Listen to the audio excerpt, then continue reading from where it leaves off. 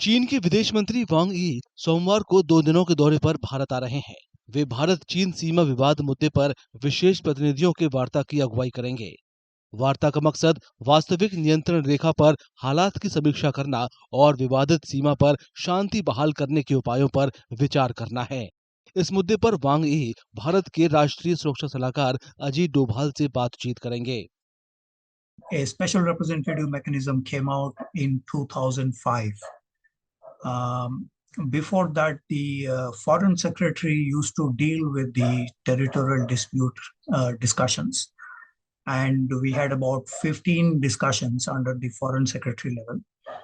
So a new institution was created, the special representatives, which in our parlance will be led by the national security advisor, and in the Chinese case, the foreign minister, or generally the state counselor. दोनों देश 2020 में गलवान घाटी में हुई झड़पों के बाद तनाव दूर करने की कोशिश कर रहे हैं। इसी सिलसिले में ये वार्ता हो रही है। उस झड़प में दोनों ओर के सैनिकों की जान गई थी और आपसी विश्वास काफी कम हुआ था। हालांकि टकराव वाली कई जगहों से सैनिकों की वापसी हो गई है, फिर भी तनाव पूरी तरह खत्म नहीं हुआ है। इस महीने के अंत में एससीओ शिखर सम्मेलन होना है। वार्ता के जरिए इस बात की भी नींव रखी जाएगी कि शिखर सम्मेलन में हिस्सा लेने के लिए प्रधानमंत्री मोदी चीन दौरा करें।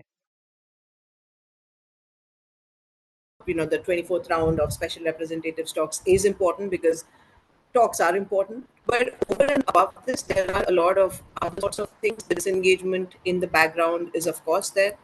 And the fact that now the US, which India sees as a strategic partner, is engaging in some certain sorts of malicious economic practices. So it is important to also meet other counterparts and to understand how are they maneuvering all these sorts of changing geopolitical winds and so on. So, in a nutshell, that's that. That's why he's visiting. 2 दिनों की यात्रा के दौरान वांग यी विदेश मंत्री S Jaishankar से भी मुलाकात करेंगे। दोनों पक्ष नए सिरे से आपसी रिश्तों को सुधारने और सामान्य बनाने की कोशिश कर रहे हैं।